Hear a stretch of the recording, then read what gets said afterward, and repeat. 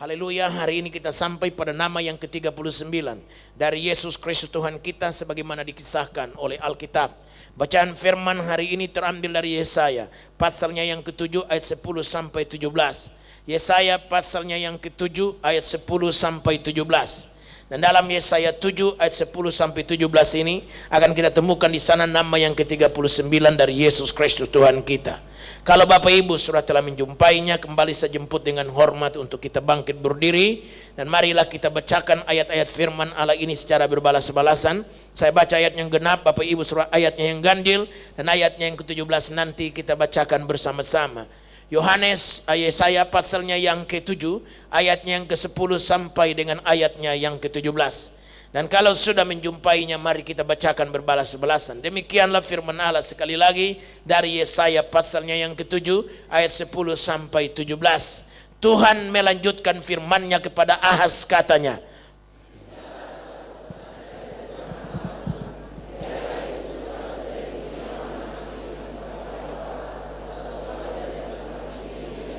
tetapi Ahaz menjawab, aku tidak mau meminta, aku tidak mau mencobai Tuhan.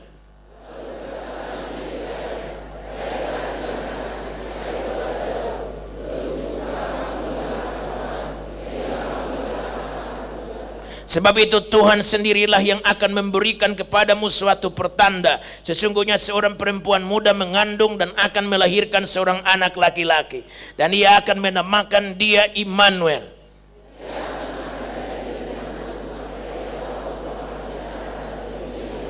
Sebab sebelum anak itu tahu menolak yang jahat dan memilih yang baik, maka negeri yang kedua rajanya engkau takuti akan ditinggalkan kosong bersama-sama. Tuhan akan mendatangkan atasmu dan atas rakyatmu dan atas kaum keluargamu hari-hari seperti yang belum pernah datang sejak Efraim menjauhkan diri dari Yehuda, yakni Raja Asyur. Amin. Silahkan duduk. Tuhan memberkati kita. Jemaat kekasih, saya akan baca ulang ayatnya yang ke-14, 15 dan 16 dari Yesaya pasal 7 ini, karena akan mewarnai kupasan firman dan tema khotbahku hari ini bertalian dengan nama ke-39 dari Yesus Kristus Tuhan kita yang diberikan oleh Alkitab. Ayatnya yang ke-14, 15 dan 16 Yesaya 7. Demikian sekali lagi firman Tuhan. Sebab itu Tuhan sendirilah yang akan memberikan kepadamu suatu pertanda. Sesungguhnya seorang perempuan muda mengandung dan akan melahirkan seorang anak laki-laki. Garis bawahi kalimat seorang anak laki-laki. Sekali lagi, garis bawahi kalimat seorang anak laki-laki.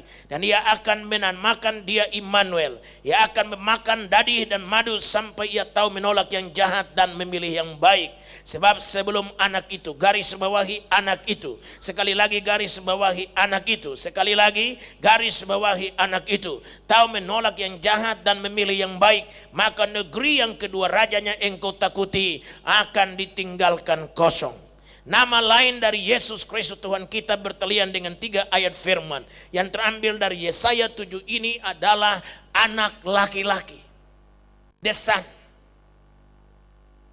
Anak laki-laki itulah nama lain dari Yesus Kristus Tuhan kita. Ia disebut the Son. Nanti kemudian kita akan bilang the Son of the Father. Kita akan bilang the Son of Eternal God. Dan lain-lain sebutan. Tetapi hari ini Yesaya menamakan Tuhan kita anak laki-laki. Seorang anak laki-laki. Dan anak laki-laki ini dikaitkan dengan konteks bacaan kita hari ini. Dan dalam mengkaji seorang anak laki-laki yang sekaligus merupakan nama ke-39 dari Yesus Kristus Tuhan kita, saya menemukan 3 kebenaran ilahi yang tersimpan dalam bacaan Yesaya pasal 7 ayat 10 sampai 17 ini. Hal kebenaran ilahi yang pertama, Yesus disebut anak karena di dalam dialah kita menemui kasih Allah bagi diri kita. Di dalam dia sebagai anak, maka kita menemukan kasih Allah bagi kita. Kita baca di sini dalam bacaan hari ini mulai ayatnya yang ke-10, kita temukan di sana Tuhan melanjutkan firman-Nya kepada Ahaz, katanya. Ayat 11, mintalah suatu pertanda dari Tuhan Allahmu, biarlah itu sesuatu dari dunia orang mati yang paling bawah atau sesuatu dari tempat tertinggi yang di atas. Manusia mencari tanda. Kristus berkali-kali ditantang oleh orang Farisi, Saduki dan ahli Taurat. Coba kau perlihatkan pada kami suatu tanda, supaya lewat tanda itu kami percaya engkaulah anak Allah.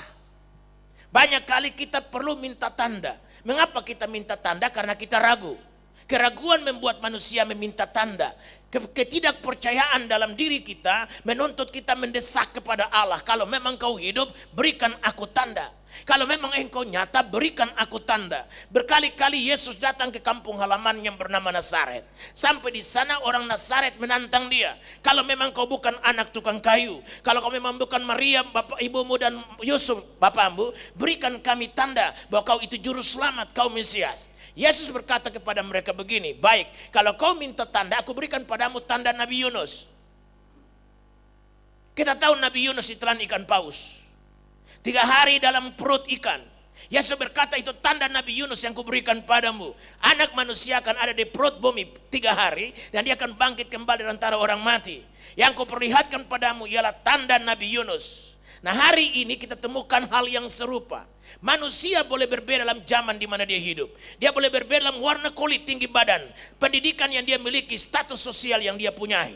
Boleh kita berbeda, tapi jauh dalam hati manusia sama. Hati manusia itu jahat. Hati manusia itu tidak kenal kepada Allah. Hati manusia kalaupun kenal Allah, dia meragukan kuasa Tuhan itu.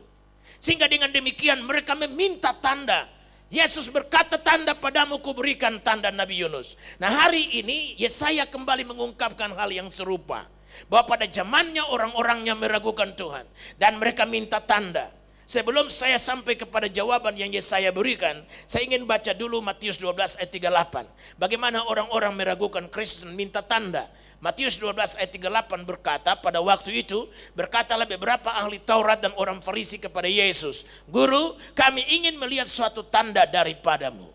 Mereka meminta tanda walaupun 2000 tahun, ribuan tahun kemudian. Pada zaman Yesus mereka meminta tanda.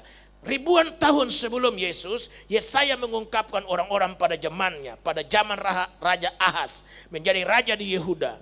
Maka di situ umat Tuhan pun meminta tanda. Kepada jemaat di Korintus, Rasul Paulus berkata begini, 1 Korintus 1 ayat 22 dan 23. Orang-orang Yahudi menghendaki tanda dan orang-orang Yunani mencari hikmat. Tetapi kami memberitakan Kristus yang disalibkan. Berarti bagi Rasul Paulus dia bilang begini, orang Yahudi meminta tanda, orang Yunani mencari hikmat. Tapi bagiku Kristus yang tersalib itulah yang lebih penting bagiku. Nah, sekarang tanda apa yang kita minta sekarang? Kita meminta tanda di langit atau di alam bersah paling bawah yang Allah perlu hadirkan buat saudara untuk membuktikan bahwa dia hidup, dia berkuasa dan mampu melakukan segala perkara. Nah, bertalian dengan pertanyaan Yesaya, maka di sini Yesaya kembali menjawab pertanyaannya. Dikatakan di sana dalam ayat 14, sebab itu Tuhan sendirilah yang akan memberikan kepadamu suatu pertanda. Sesungguhnya seorang perempuan muda mengandung dan akan melahirkan seorang anak laki-laki. Dan ia akan menamakan dia Immanuel. Nah, jadi tanda yang diberikan oleh sang nabi pada zamannya kepada orang-orang pada zaman itu, dikatakan bahwa tanda yang Allah beri bukan sesuatu yang istimewa yang datang dari atas. Apakah guntur sambar menyambar, halilintar sambar menyambar, atau bintang jatuh separuh? Bukan itu. Atau dari bumi keluar binatang yang istimewa, yang jarang pernah dilihat. Untuk membuktikan bahwa Allah itu melakukan segala sesuatu. Tetapi tanda yang diberikan sang nabi kepada bangsa Israel ialah seorang anak darah akan mengandung dan melahirkan seorang anak laki-laki. Itulah tanda yang Allah akan berikan padamu. Tanda apa kegerangan itu? Itulah tanda kasihnya.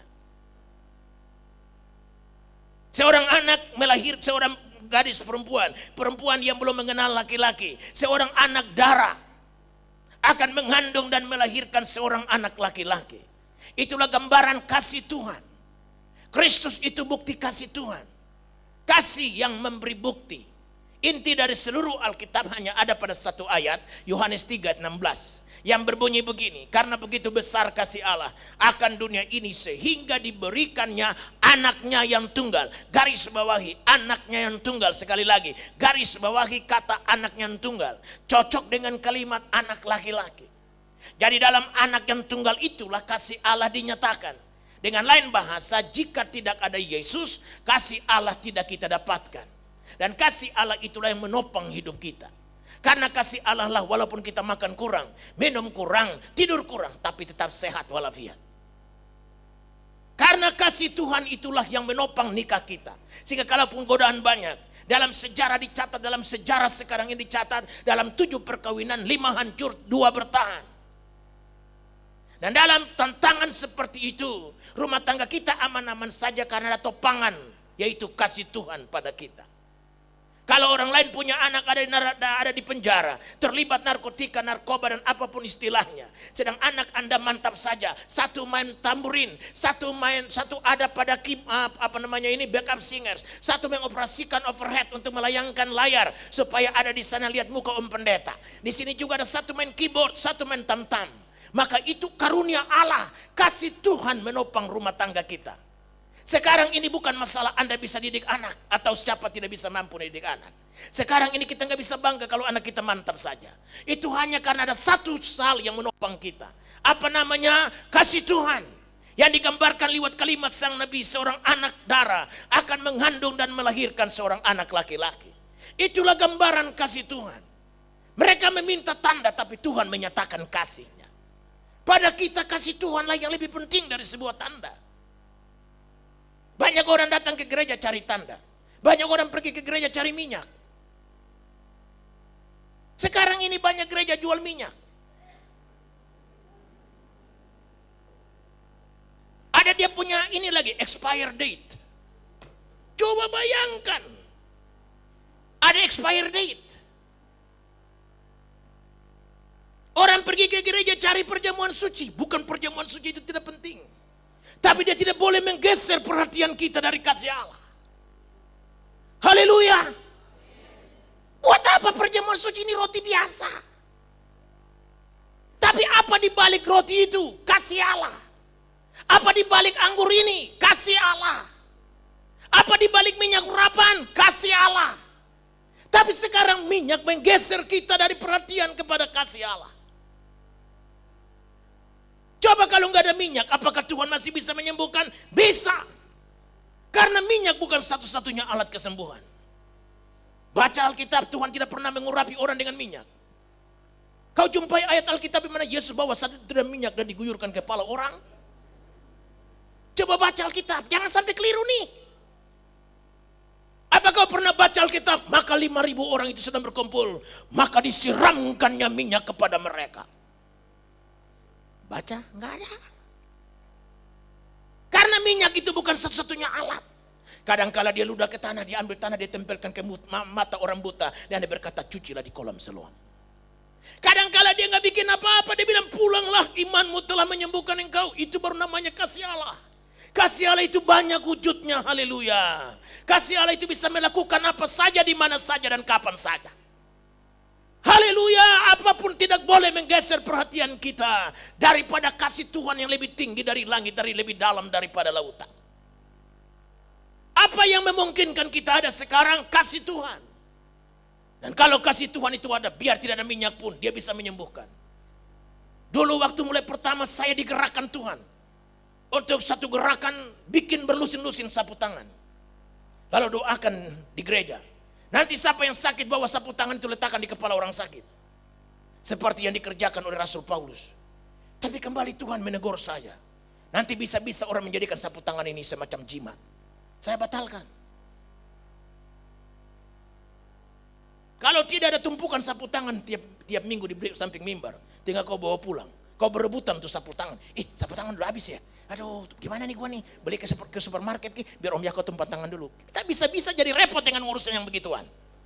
Haleluya. Iman Kristen itu bukan iman tolol. Bukan iman yang asal ikut-ikutan. Iman Kristen itu logikanya masuk. Iman Kristen itu imannya masuk. Dunia masuk, akhirat masuk. Dua-duanya. Karena memang Tuhan itu Allah yang punya langit, bumi, lautan, dan segala isinya. Dia tidak terikat kepada apapun dan kepada siapapun. Haleluya. Inilah pengajaran yang benar.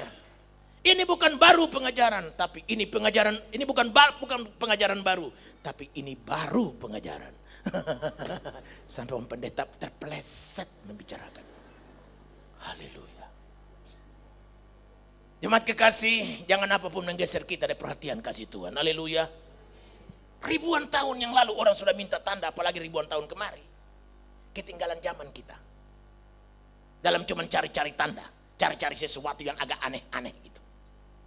Satu macam aja kita udah repot, apalagi kau macam-macam lagi. Aduh, satu macam aja kita repot menguruskannya, apalagi bermacam-macam. Jadi kita tidak boleh lupa kasih Tuhan. Zaman Yesaya orang minta tanda, tapi sang Nabi berkata tanda yang Allah berikan pada kita, seorang gadis akan mengandung dan melahirkan seorang anak laki-laki. Seorang anak laki-laki. Gambaran daripada kasih Bapa, sehingga diberikannya anaknya yang tunggal, Yesus Kristus. Luar biasa. Karena itu berbicara tentang kasih Bapa, maka Yohanes pasal 3 ayat 16 telah menggambarkan bahwa memang di dalam Dia sajalah kita menemukan kasih dari Allah. Yohanes pasal 3 ayat 35 lebih jauh berkata dahsyat lagi. Yohanes 3 ayat 35 berkata, Bapa mengasihi anak dan telah menyerahkan segala sesuatu kepadanya. Dengar sekali lagi Yohanes 3 ayat 35. Bapa mengasihi anak. Anak yang mana? Yesus Kristus. Dan telah menyerahkan segala sesuatu kepadanya. Jadi karena Bapa mengasihi anak, Dia menyerahkan segala sesuatu kepadanya. Segala sesuatu yang ada di surga, di bumi dan di bawah bumi, sekarang Bapa serahkan kepada Yesus Kristus sebagai bukti kasihnya. Nah, coba sekarang kata anak diganti dengan nama Yakob Nahuai. Sekarang kalimatnya akan berubah menjadi Bapa mengasihi Yakob Nahuai dan menyerahkan segala sesuatu ke dalam tangannya. Sekarang ganti namamu Perlindungan Silalahi. Maka Allah mengasihi perlindungan silalahi dan menyerahkan segala sesuatu ke dalam tangannya. Ganti sekarang Waluyo Sastro Amijoyo. Allah mengasihi Waluyo Sastro Amijoyo dan menyerahkan segala sesuatu ke dalam tangannya. Sekarang ganti namamu Tanbun An. Tuhan Allah mengasihi Tanbun An dan menyerahkan segala sesuatu ke dalam tangannya. Haleluya. Sekarang ganti dengan Bapak Pendeta Muda Johan Barus. Allah mengasihi Bapak Pendeta Muda Johan Barus dan menyerahkan segala sesuatu ke dalam tangannya. Apa enggak dahsyat? Nah, kalau segala sesuatu diserahkan Bapak ke dalam tangan kita, kira-kira untuk mendapatkan sebuah rumah untuk berteduh dari terik matahari dan lebatnya air hujan susah?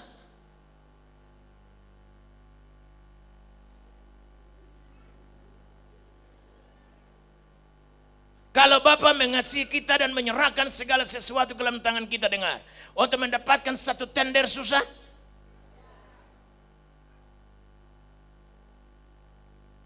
Untuk mendapatkan uang untuk membeli makan setiap hari, supaya di meja makan ada nasi, ada sedikit sepotong ikan gereh dan sayur asam satu mangkok serta sambal terasi, untuk menciptakan sebutan bahwa saking enaknya makanan itu, mertua liwat di depan lupa kita menegurnya. Yang penting pada kita jangan kasih Tuhan itu tinggalkan kita. Aduh, kalau kasih Tuhan tinggalkan kita, habis sudah cerita kita. Jadi Allah berfirman kepada umatnya, kalau kau minta tanda, aku berikan padamu kasihku. Tanda dari kasihku ialah seorang anak darah akan mengandung dan melahirkan seorang anak laki-laki. Jadi karena kasihnya itulah Bapa menyerahkan segala sesuatu ke dalam tangannya. Jadi apa saja kita butuh sekarang sama Yesus kita minta. Meminta pangkat, kedudukan, tender, segala pekerjaan. Orang mau bagaimana dengan kita, orang boleh blok kita kiri kanan muka belakang, tidak jadi soal. Jangan pusing, yang penting kita dekat sama Tuhan Yesus. Kalau kita dekat sama Tuhan Yesus, gampang Tuhan Yesus atur. Haleluya, segala perkara bisa Tuhan buat. Asal kita cari dan mengambil perhatian dari Allah. Nah, karena itu berbicara soal kasih Tuhan, saya sudah berkali-kali singgung. Relakan saya sekali lagi mengungkapkan kasih Tuhan itu. Kasih Tuhan itu berisikan yang pertama adalah bukti. Kasih Tuhan itu berisikan bukti, bukan ngomong-ngomong tok, hanya cerita-cerita tok. Dan perjamuan kudus di depan kita, roti dan anggur ini wujud kasih Tuhan. Bukti kasih Tuhan adalah anaknya diberikannya, mati tergantung di kayu salib. Jadi perjamuan suci ini bukti untuk mengingatkan kembali kasih Tuhan. Kita tidak boleh menjadikannya jimat. Kita tidak boleh menjadikannya semacam mantra. Kita ambil dan bawa pulang. Lalu kita simpan gigit dikit-dikit. Itu pernah dia mengikutinya sehingga dia tahu persis. Itu pasti dia punya pengalaman karena Tertawanya itu pun bahagian dari amin. Jadi kita di sini bebas, masing-masing bisa mengungkapkan aminnya. Ada yang amin, ya ada juga yang amin itu juga amin. Amin juga itu. Haleluya. Ada cim-cim yang tua, hanya itu pun juga amin. Haleluya. Jadi semua bebas, kita di sini bebas, merdeka. Karena kita ada pada era reformasi. Haleluya. Jadi bukan dibawa pulang loh amang untuk gigit dikit-dikit, jangan. Itu hanya kita lihat untuk kita ingat betapa dalam dan tingginya kasih Tuhan itu. Haleluya. Itu tujuannya perjamuan suci. Bukan kita jadikan mantra dan jimat. Yang menyembuhkan bukan roti, yang menyembuhkan bukan anggur. Yang menyembuhkan adalah Yesus Kristus Tuhan yang hidup. Jadi jangan sampai itu menggeser dia. Setan paling tidak suka dengan nama Yesus Kristus. Karena itu dia berusaha menggeser nama itu dari pikiran kita. Menggeser nama itu dari mulut kita. Menggeser nama itu dari percakapan dan tutur kata kita. Jadi kita mesti cerdas. Jangan kita cerdik seperti ular tetapi tulus seperti burung merpati. Dua-duanya kita padukan. Kita jangan sampai tolol dan dibodohkan setan. Jadi kita mesti tahu roti dan anggur ini cuma gambaran tentang betapa kasih Tuhan itu memberi bukti. Tinggi dan dalamnya kasih Tuhan. Yang kedua tentang kasih Tuhan. Saya kembali ungkapkan sekali lagi, kasih Tuhan itu berisikan hal-hal yang baik. Hanya yang baik saja ada pada kasih Tuhan. Yang tidak baik bagi kita tidak ada dalam kasihnya. Jadi apapun yang Tuhan kasih bagi kita itu pasti sudah yang terbaik. Walaupun yang terbaik pada Tuhan itu belum pas pada kita. Yang terbaik pada Tuhan itu kadang-kala gak cocok di pikiran kita. Yang terbaik dari Allah itu kadang-kala gak pas pada perasaan kita. Sehingga pada waktu menyambut yang baik dari Tuhan itu, kita tidak menyambutnya dengan antusiasme yang tinggi. Dan berkata praise the Lord, haleluya, Allah itu hebat. Gak begitu kita menyambutnya. Tapi saya selalu berkata kadang-kala yang baik dari Tuhan itu. Karena tidak pas pada perasaan, tidak pas pada pikiran kita yang dangkal. Kita menyambutnya dengan persungutan. Kok gini? Tapi itulah yang terbaik. Bapa yang mana kata Tuhan memberikan batu kepada anaknya sebagai ganti roti. Bapa yang mana kepada anaknya diberikan ular sebagai ganti ikan. Bapa yang mana yang memberikan pada anaknya kalajengking sebagai telur. Dihadapkan kepada kita beberapa untuk dipilih. Mana yang baik menurut kita, ikan atau ular. Mana yang baik menurut kita, telur atau kalajengking. Mana yang baik menurut kita, roti atau batu. Kita disuruh menentukan yang baik itu yang mana. Yang baik pasti roti, yang baik pasti adalah ikan, yang baik pasti telur. Itu saja yang ada dalam kasih Tuhan. Jadi dia kasih yang baik, yang tidak baik tidak ada dalam kasihnya. Jadi kalaupun ada sesuatu yang mungkin buruk menurut pandanganmu, Allah akan merubahnya menjadi baik. Yusuf berkata kepada saudara-saudaranya begini, kau merancangkan yang jahat bagiku, tapi Allah telah merekanya menjadi hal yang baik. Roma 8:28 berkata segala perkara bekerja bersama-sama mendatangkan kebaikan bagi orang yang mengasihi Tuhan. Jadi baik saja ada pada kasih Tuhan. Yang buruk tidak ada dalam kasihnya. Haleluya. Jadi berbicara soal kasih Tuhan, memberi bukti kasih itu. Kasih Tuhan itu berisikan hal-hal yang baik. Kasih Tuhan yang ketiga berisikan rotan dan cemeti. Anak yang kukasihi, aku rotani, aku hajar, aku pukul, aku jewer. Jadi kalau kita kena jewer, jangan bilang begini, Tuhan katanya kasih, kok jewer? Tunggu dulu. Jangan nanya begitu, salah pertanyaan. Anak yang kukasihi, aku tegur dan aku hajar. Kasih Tuhan itu perlu ditanggapi. Kehadiran kita hari ini adalah menanggapi kasih Tuhan. Kita bisa pilih untuk tidak datang dalam ibadah hari ini. Kita bisa pilih untuk jalan-jalan karena udah saat panjang minggu kita kerja berat. Senin sampai Sabtu kita sibuk cari duit, membela keluarga kita. Hari Minggu ini pantas kita santai. Kita ada di mana-mana untuk menikmati hidup. Tapi Anda singkirkan itu, datang kemari. Tujuannya untuk menanggapi kasih Tuhan itu. Dia telah berbuat banyak bagi kita. Apa tanggapan kita? Saya punya 3 anak. Saya tidak tuntut banyak dari mereka. Asal mereka bisa menanggapi kasih itu saja sudah, puji Tuhan. Haleluya. Mereka bisa bawa diri dengan baik saja itu sudah, puji Tuhan. Haleluya. Jam sekolah dia sekolah. Itu saja sudah puji Tuhan. Itulah tanggapannya. Saudaraku sekalian, karena itu kasih Tuhan itu kita tanggapi. Bertobat artinya menanggapi kasih Tuhan. Berbaptis artinya menanggapi kasih Tuhan. Terlibat melayani artinya menanggapi kasih Tuhan. Ikut som adalah menanggapi kasih Tuhan. Ikut IPG adalah menanggapi kasih Tuhan. Kasih Tuhan itu perlu ditanggapi. Tuhan Yesus menyuruh kita untuk tinggal dalam kasih-Nya. Jangan keluar dari kasih-Nya. Karena di luar kasih itu kita binasa. Di luar kasih itu hidup kita sengsara. Yohanes 15 ayatnya yang ke-9 dan 10, Yesus berkata begini. Sebagaimana Bapa telah mengasihi aku, demikianlah juga aku telah mengasihi kamu. Tinggallah di dalam kasih-Ku itu. Jikalau kamu menuruti perintah-Ku, kamu akan tinggal dalam kasih-Ku, sebagaimana aku menuruti perintah Bapa-Ku dan tinggal di dalam Dia. Saudara lihat di sini, Kristus bukan saja menyuruh kita tinggal dalam kasih-Nya, tapi Dia memberikan pada kita cara bagaimana untuk tinggal dalam kasih-Nya. Tinggal dalam kasih Tuhan itu bukan cuma ngomong-ngomong. Tinggal dalam kasih Tuhan ditandai dengan satu bukti nyata.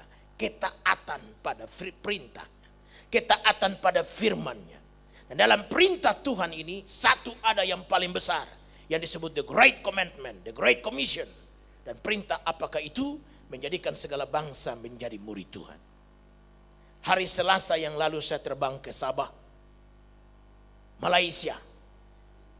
Bikin apa di sana? Berkhotbah dan berceramah kepada hampir 500 pendeta Gereja Sidang Injil Borneo, SIB, gereja terbesar yang ada di Sabah dan Sarawak, dari Malaysia Timur, karena Semenanjung Malaysia masuk Malaysia Barat. Saudara sekalian, jemaat kekasih, dan di sana saya berkhotbah dalam rangka Injil masuk di tanah Sabah dan Sarawak 50 tahun. Dan penghargaan kepada para misionaris yang datang dari negeri luar yang membawa Injil ke Sabah dan Sarawak. Bapak Ibu bayangkan, sudah 50 tahun Injil masuk di situ. Berarti orang-orang yang diberi penghargaan itu pasti bukan semuda saya. Pasti orang-orang yang sudah 80 sampai 90 tahun ke atas. Bayangkan, 50 tahun Injil masuk. Berarti dia tidak akan mungkin memberitakan Injil ke sana itu pada usia 10 tahun kan? Pasti dia sudah berusia 35 atau 40 tahun baru Injil dibawa ke sana. Nah, misionaris yang datang ke sana itu membawa Injil dari 3 negara. Yang pertama Inggris, karena sesuai dengan lamanya dia masuk di situ. Dan yang kedua dari Australia. Dan yang ketiga dari Amerika. 3 negara ini mengirim misionaris dari denominasi yang berbeda liturgi ibadahnya. Ada yang percaya haleluya dan ada yang tidak mempercaya haleluya. Ada yang percaya harus tepuk tangan dan dia bilang ngapain tepuk tangan. Jadi pun demikian mereka datang berpadu di negeri Sabah dan Sarawak dan menghadirkan Yesus Kristus. Mereka datang tentunya karena mentaati perintah Tuhan yang berbunyi, pergilah kamu ke seluruh dunia dan jadikan sekalian bangsa menjadi muridku. Perintah Tuhan inilah yang mereka taati. Sehingga mereka tinggalkan negaranya yang subur, yang makmur, dengan keteraturan hidup, dan datang ke sana untuk mandi di kali yang belum pernah dikerjakannya. Jalan kaki dari kampung ke kampung untuk memberitakan Injil yang belum pernah dilakukannya. Harus digigit nyamuk di mana negara mereka tidak ada nyamuk, tidak ada laler. Bahkan melihat cecak pun mereka bingung, binatang apakah gerangan ini. Karena mungkin lihat di buku tetapi belum pernah lihat secara kenyataannya. Dan mereka mesti datang ke sana. Hari terakhir adalah hari penghargaan itu.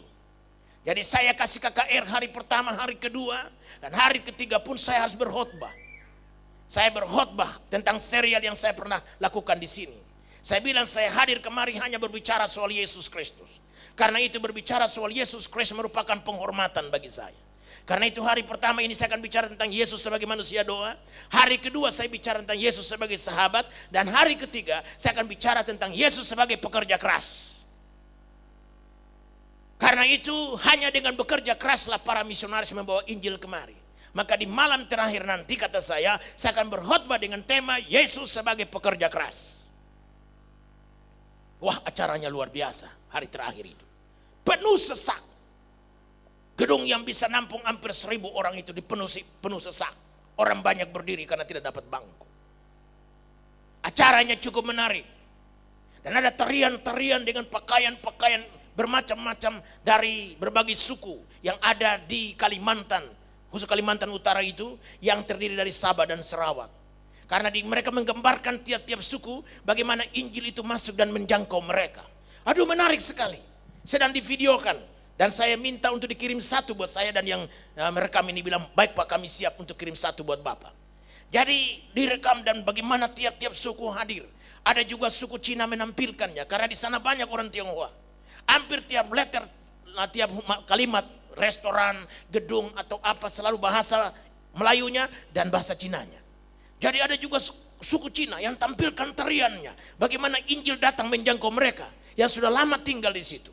Menarik sekali. Dan terakhirnya sebelum penghargaan diberikan kesempatan kepada para misionaris untuk memberikan sepatah dua patah kata. Waduh, di situ yang hati saya nggak kuat tahan. Karena muncullah seorang misionaris dari Inggris yang usianya sudah 91 tahun.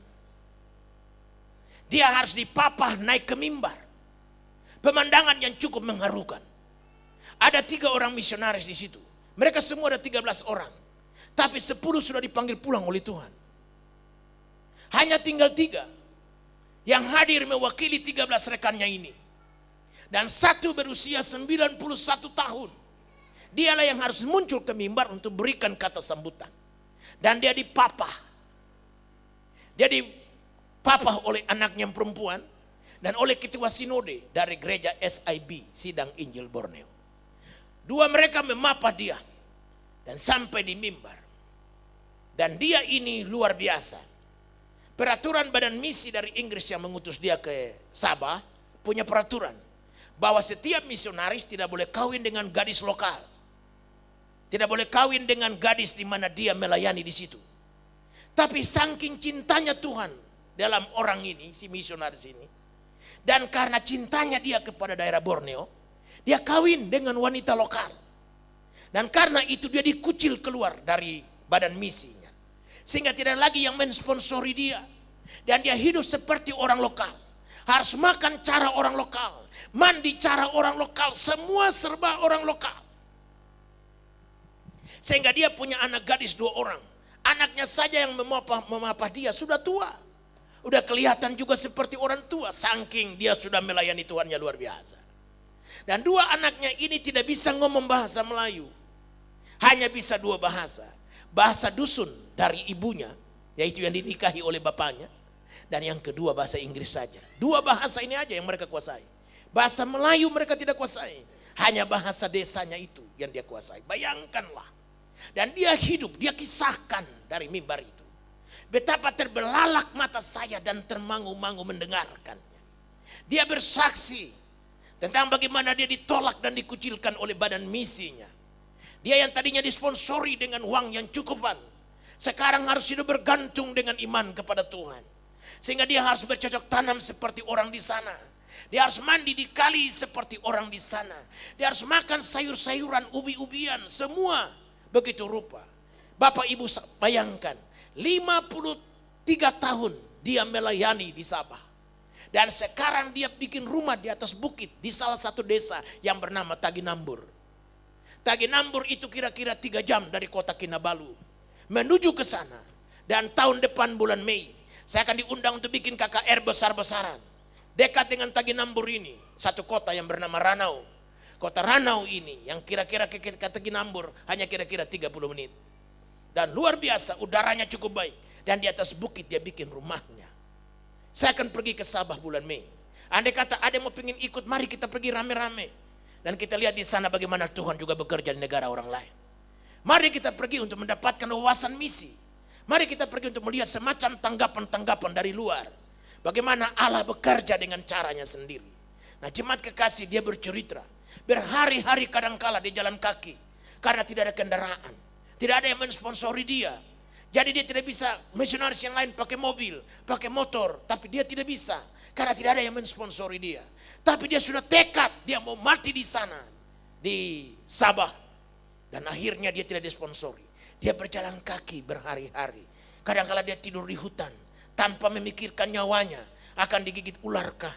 Akan ditelan serigalakah? Akan dimakan oleh harimau kah? Dia tidak pikirkan semua itu. Hanya dia pikirkan satu saja, bagaimana mentaati firman Tuhan, mentaati perintah Allah dan tinggal dalam kasih-Nya. Saya mendengarkan kisah ini tanpa saya sadari air mata saya turun. Hati saya tersentuh dan terjamah. Sembari ada suara yang menuduh saya. Suara yang bilang, kau kira sekarang kau hebat. Kau sudah pergi melayani kiri kanan. Kau berkhotbah di muka puluhan ribu orang. Kau kira kau pendeta yang dahsyat. Terbukti kau dibandingkan dengan orang itu tidak ada apa-apanya. Yang menilai pekerjaan kita bukan kita. Yang menilai pekerjaan kita adalah Tuhan yang punya pekerjaan itu sendiri. Murnikah kita melakukannya atau tidak? Tuluskah kita mengerjakannya atau tidak? Nilainya bukan pada tangan kita. Nilainya pada tangan Tuhan yang punya pekerjaan. Saya mendengarkan dia bersaksi, hati saya hancur. Saya terjamah. Sembari suara menuduh-nuduh saya. Kau dengan dia tidak seberapa bandingannya. Kau masih punya fasilitas, dia tidak punya. Saya melihat dia muncul dengan penampilan yang sangat sederhana. Dasinya pun keluar temiring-miring diikatnya. Karena usianya 91 tahun. Luar biasa. Orang-orang yang mentaati perintah Tuhan dan tinggal di dalam. Yesus berkata, tinggallah dalam kasih-Ku. Sebagaimana aku mentaati perintah Bapa dan tinggal di dalam kasih-Nya. Biar kamu juga mentaati perintah-Ku dan tinggallah juga di dalam kasih-Ku. Bayangkanlah jika kita tinggal di luar kasih Tuhan. Apa nasib kita? Walaupun kita tidak mengakuinya. Tapi hal satu fakta yang tidak bisa dibantah dan tak bisa disingkirkan begitu saja. Bahwa kita ada sebagaimana kita ada. Hanya karena topangan kasih Tuhan. Baik secara pribadi, keluarga. Secara apapun yang kita dambakan dan kerjakan. Semua itu jalan sebagaimana adanya. Hanya karena topangan kasih Tuhan dan anugerahnya. Rasul Paulus berkata, aku ada sebagaimana aku ada. Hanya karena anugerah dan rahmatnya. Betul, harus kita mengakui itu. Tidak ada pilihan lain bagi kita. Selain daripada sebuah pengakuan dalam ibadah ini. Bahwa hanya karena pertolongan dan karunia Tuhanlah kita sehat. Hanya karena anugerah dan pertolongan Tuhan sematalah nikah kita mantap. Hanya karena anugerah dan pertolongan Tuhan sematalah karier dan bisnis kita berjalan lancar. Hanya karena kasih dan anugerah Tuhanlah kita ada sebagaimana kita ada. Jemaat kekasih, itulah hal pertama yang perlu kita renungi. Bertalian dengan Yesus sebagai seorang anak laki-laki. Hal yang kedua, Yesus disebut anak karena di dalam dialah kita dapatkan penyertaan Allah. Sekali lagi, Yesus disebut anak karena di dalam dialah kita dapatkan penyertaan Allah. Mari dengar saya baca ulang ayat 14 dari Yesaya pasal 7 tadi. Ayat 14 berkata, sebab itu Tuhan sendirilah yang akan memberikan kepadamu suatu pertanda. Sesungguhnya seorang perempuan muda mengandung dan akan melahirkan seorang anak laki-laki, dan ia akan menamakan dia Immanuel. Dan ia akan menamakan dia Immanuel. Nanti nama lain dari Yesus adalah Immanuel, yang akan kita kaji lebih jauh lagi setelah kita masuk dalam kitab Injil Matius nanti. Tapi dalam Matius 1 ayat 23, kalimat yang sama diulangi oleh sang rasul yang bernama Matius.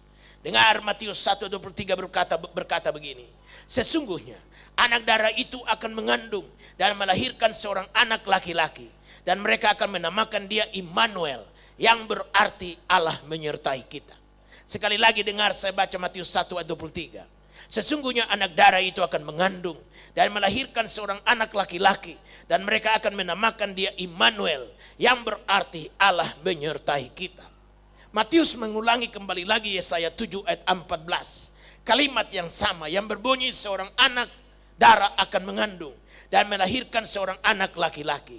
Mereka akan menamakan dia Immanuel. Hanya sampai di situ dalam kitab Nabi Yesaya pasal 7 ayat 14. Tapi Matius lebih jauh menjabarkannya, yang berarti Allah menyertai kita. Berarti Yesus sebagai anak, di dalam dialah kita menemukan penyertaan Allah. Dalam Yesuslah sebagai anak Allah kita menemukan penyertaan Tuhan. Oh, penyertaan Tuhanlah saja yang kita butuhkan. Betapa repotnya jika manusia harus disertai dengan perjamuan suci kemana-mana bawa perjamuan suci. Oh, betapa repotnya tindakan itu. Kalau manusia disertai hanya dengan minyak urapan, oh betapa malangnya nasib kita. Karena ada minyak baru kita rasa aman. Kalau nggak ada minyak kita rasa, aduh betapa malangnya hidup. Yang sekarang kita butuhkan bukan minyak. Yang sekarang kita butuhkan bukan apa-apa. Yang kita butuhkan sekarang ialah keyakinan bahwa Tuhan menyertai kita. Kalau minyak bisa menandakan penyertaan Tuhan, betapa malangnya. Kalau saya mesti bawa minyak pergi mengadakan KKR puluhan ribu orang. Berapa drum minyak yang mesti saya bawa sampai ke airport? Sampai di sana waktu saya boarding, drum-drum mengikuti saya. Yang boarding bertanya, Pak, sekarang Bapak rubah profesi ya? Hah? Kenapa? Bapak kan bukannya pendeta, betul? Kok kenapa sekarang jadi pedagang minyak? Betapa malangnya hidup kita kalau kita kembali memperhambakan diri kita. Dan kita mengikatkan diri kita dengan bermacam-macam hal yang tidak perlu. Tuhan menyertai bangsa Israel dengan tiang api di waktu malam. Dan tiang awan di waktu siang hari. Kepada Yosua Tuhan cuma bilang begini, modalmu gak usah aku berikan yang lain. Modal padamu cuma ini, sebagaimana aku menyertai Musa demikian aku menyertai kamu. Itu saja. Kau harus yakin bahwa aku menyertaimu. Dan penyertaanku itu adalah cukup untuk segalanya. Kalau kau yakin aku menyertaimu, haleluya, kau cukup makan, cukup minum. Dunia boleh resesi tapi kau tetap resepsi. Haleluya. Dunia boleh resesi, om pendeta tetap pakai dasi. Haleluya. Pak pendeta dari IPG bagaimana? Dunia resesi, kita tetap bangun gereja. Haleluya. Jangan pulang dari IPG dengan main kuku dan menyanyi, siapakah aku ini Tuhan. Jangan nyanyi-nyanyi. Keyakinan yang penting. Yakin bahwa Tuhan yang kita sembah bisa robah batu jadi roti. Bisa robah batu jadi emas murni 24 karat. Bawa ke toko emas dan diuji. Dan yang pemilik toko emas berkata, Pak pendeta dapat emas murni semacam ini dari mana? Kau tinggal jawab dengan santainya. Ini hasil doa. Dan batu berubah bentuk menjadi emas. Waktu saya bangun pekerjaan Tuhan yang besar ini, saya tantang saudara jemaat kekasih kan. Saya bilang kalau kita tidak usah nyumbang gak apa-apa. Ini sudah gak nyumbang, ngomel-ngomel lagi. Gak perlu. Gak usah ngomel-ngomel, tenang-tenang saja. Kalau kau tidak nyumbang ya udah diam-diam saja, banyak doa. Saya bilang nanti saya dengan ibu akan keliling batu koral, 7 truk berisikan batu koral. Kita kumpulkan 7 truk batu koral. Dan kita dua gandengan tangan tiap hari menyanyi ada kuasa dalam darahnya. 1 hari 1 kali. Hari ke-7 kita kitar 7 kali. Kenapa mesti 7 kali? Karena tembok Yeriko roboh 7 kali kitaran. Jadi kita akan kitaran putar ini 7 kali. Dan begitu mau masuk ke kali ke-7, batu koral berubah warna. Kuning ke kuning-kuningan. Begitu amin 7 kali selesai, saya ambil 1. Dan saya bawa ke pasar Senen. Uji di toko emas dan pemiliknya bernama Tan Kim Tin. Dan saya bilang sama Ci Kim, tolong periksa. Apa ini masih batu koral atau emas? Dan dia uji, dia tes, dia bilang ini murni Pak. Dan sangat murni daripada emas-emas yang pernah saya lihat selama ini. Dan dia bertanya kepada saya, Pak pendeta ketemu emas murni semacam di mana? Saya bilang yang begini ada 7 truk di Kelapa Gading bermain. Ini batu koral yang berubah bentuk. Sampai begini karena Allah yang kusembah adalah Allah yang maha kuasa. Penyertaan Tuhan saja sobat yang kita perlu. Kau pulang dari sini bawa bantuan berapa banyak pun, seketika habis. Jangan-jangan di kapal sudah diambil jihad.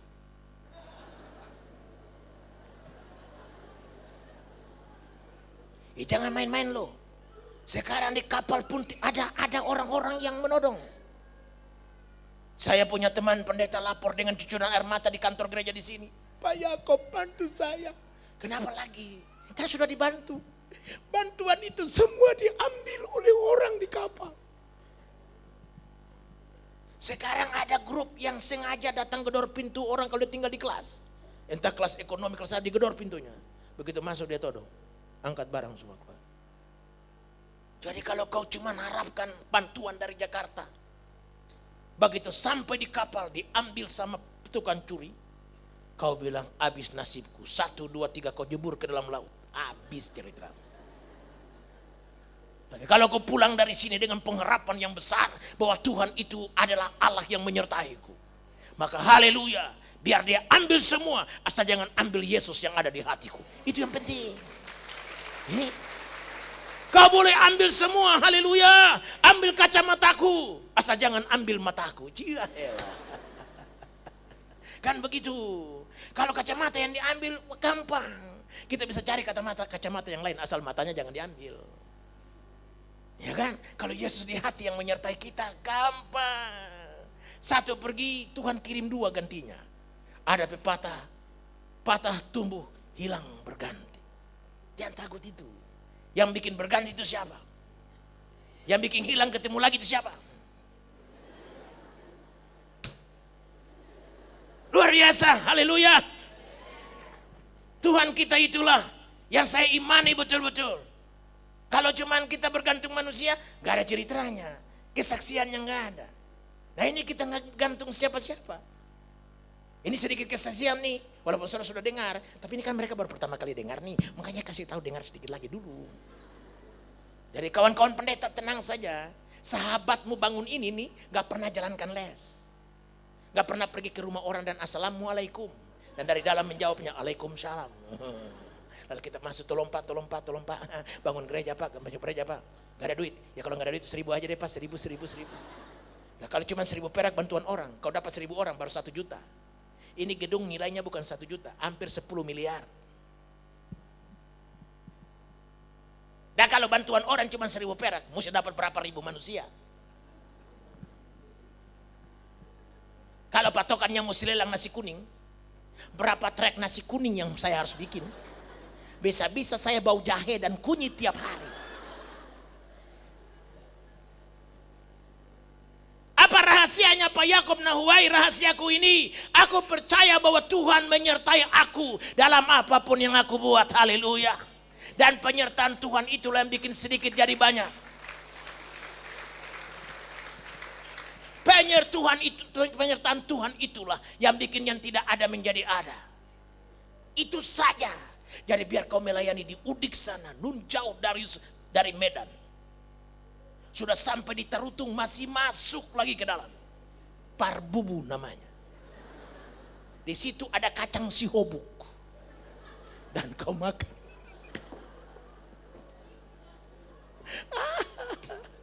Haleluya. Tapi kalau kau yakin Tuhan ada, gampang. Luar biasa. Jadi kepada Yosua Tuhan bilang, sebagaimana aku menyertai Musa, aku juga menyertai kau. Itu aja kalimatnya. Gak ada lain yang Tuhan kasih sama Yosua. Jadi Yosua cuma pergi dengan keyakinan, Tuhan menyertai saya. Tuhan menyertai saya. Duduk dia bilang, Tuhan menyertai saya. Dia berdiri, Tuhan menyertai saya. Tinggal orang yang bilang, ini kok ngomong apa sih? Gak punya modal apa-apa. Tapi dia bisa pimpin bangsa Israel sampai masuk di tanah Kanaan. Luar biasa kan? Taruhlah kita gak punya modal apa-apa nih toh. Kepintaran gak punya. Apa-apa gak punya, haleluya. Hari ini kuberikan padamu, buka tanganmu dan ambil Tuhan Yesus bulat-bulat. Dan bilang dia menyertai aku. Kalau Tuhan menyertai kita, yang tak ada menjadi ada. Yang tak mungkin menjadi mungkin. Mustahil bagi manusia, tapi tidak mustahil bagi Tuhan. Luar biasa. Hal yang ketiga, Yesus disebut anak karena dalam dialah kita mendapatkan kemenangan dari Allah. Ayat 15 dan ayat yang ke-16 berkata, ia akan makan dadih dan madu sampai ia tahu menolak yang jahat dan memilih yang baik. Sebab sebelum anak itu tahu menolak yang jahat dan memilih yang baik, maka negeri yang kedua rajanya engkau takuti akan ditinggalkan kosong. Di dalam dialah kita mendapatkan kemenangan. Apakah istilah kemenangan itu? Kemenangan adalah mampu menolak yang jahat dan memilih yang baik. Itulah kemenangan. Sekali lagi Pak, apa kemenangan itu Pak? Kemenangan ialah kemampuan menolak yang jahat dan memilih yang baik. Banyak orang gagal menolak yang jahat. Kalah. Karenanya rumah tangganya hancur. Banyak orang gagal menolak yang jahat dan memilih yang baik. Karena itu harga dirinya hancur. Banyak orang gagal menolak yang jahat dan memilih yang baik. Karena itu menderita rasa malu yang berkepanjangan. Mampukah kita menolak yang jahat dan memilih yang baik? Jika kau mampu, istilahnya adalah kemenangan. Ku menang bersama Yesus Tuhan. Jangan jadi Kristen yoyo, ntar naik, ntar turun, ntar naik, ntar turun. Menang terus, haleluya. Kalau kau bersungut, kau tidak menang, gagal. Ada pencobaan sedikit bersungut, tak bilang Tuhan, aku mundur tinggal kau, itu kalah. Tapi kalau di jalan orang ketemu dengan kau di pasar Senen, orang menyapa, apa kabar itu? Luar biasa. Luar biasa apa? Mobilku yang baru dicuri orang.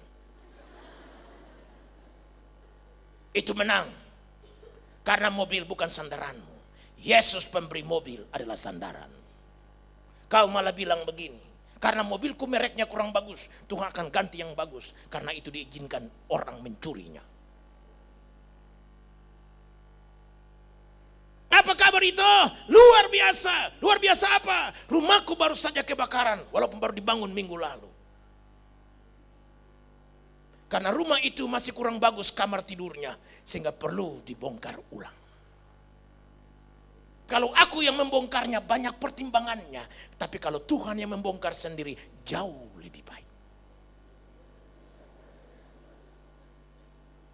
Orang berkata iman macam begini jarang ada itu.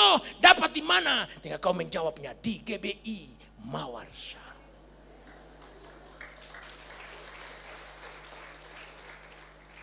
Aku telah bergereja di mana-mana itu, tapi iman semacam begini jarang ada. Karena itu ikutlah bersamaku minggu depan. Kita sekarang sedang membahas 319 nama dari Yesus Kristus Tuhan kita. Di gereja mau ada? Tidak ada. Karena itu bergabunglah.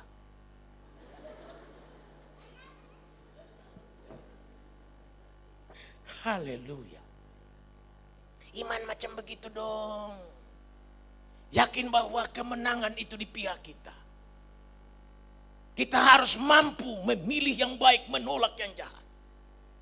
Mampu memilih Tuhan dan menolak iblis. Itulah kemenangan. Dan kemenangan itu kita tidak dapatkan kalau bukan Tuhan membantu kita. Kristuslah yang harus bantu kita. Jadi kalau Anda menang ini bukan karena kuat. Jadi kalau ada orang jatuh, yang kau bilang begini, jatuh ya. Kurang doa kau. Kurang ikut semalam sentuk. Makanya ikut som. Tunggu. Jangan segampang itu. Kalau dia bisa jatuh, kau juga bisa jatuh. Cuman tanggal tibanya belum sampai. Tunggu tanggal mainnya. Kalau kita ada itu karena Tuhan menopang kita. Karena Tuhan memberi kekuatan kepada kita. Jadi kita mesti menang. Dan kemenangan kita dapatkan kalau anak itu membantu kita. Mari kita bangkit berdiri. Dan kita datang dalam doa. Bapa yang kau sungguh baik. Kasih-Mu melimpah di hidupku. Nyanyikan pujian ini. Kita pandang Tuhan. Hampiri Dia dengan rasa kagum, rasa syukur.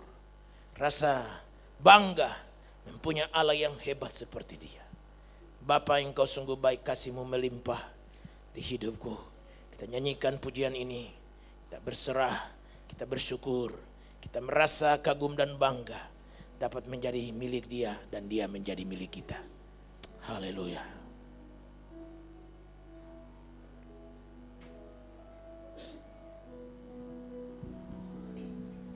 Bapa,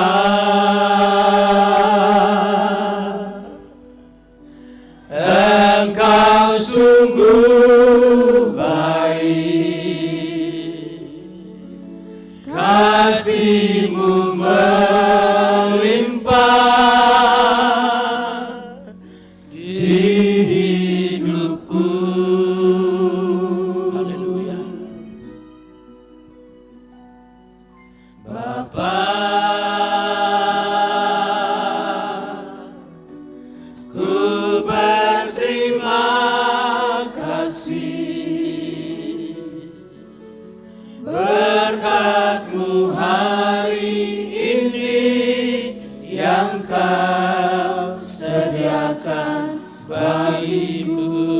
Sekali lagi Bapa, Engkau sungguh baik. Haleluya.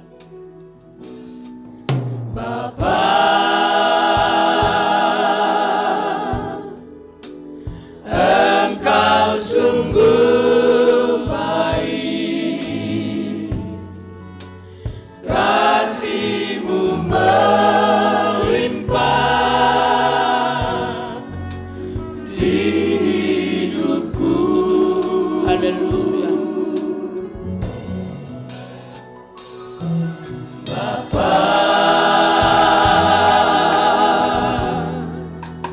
Ku berterima kasih, berkat-Mu hari ini yang Kau sediakan bagiku. Ku naikkan syukur. Haleluya. Naikkan syukurku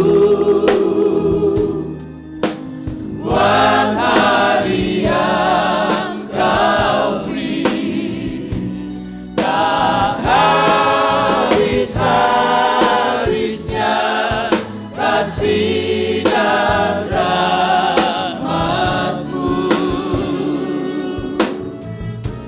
Selalu baru dan tak pernah terlambat pertolongan-Mu, besar setia-Mu di sepanjang hidupku. Sekali lagi ku naikkan syukur padamu. Haleluya. Ku naikkan syukur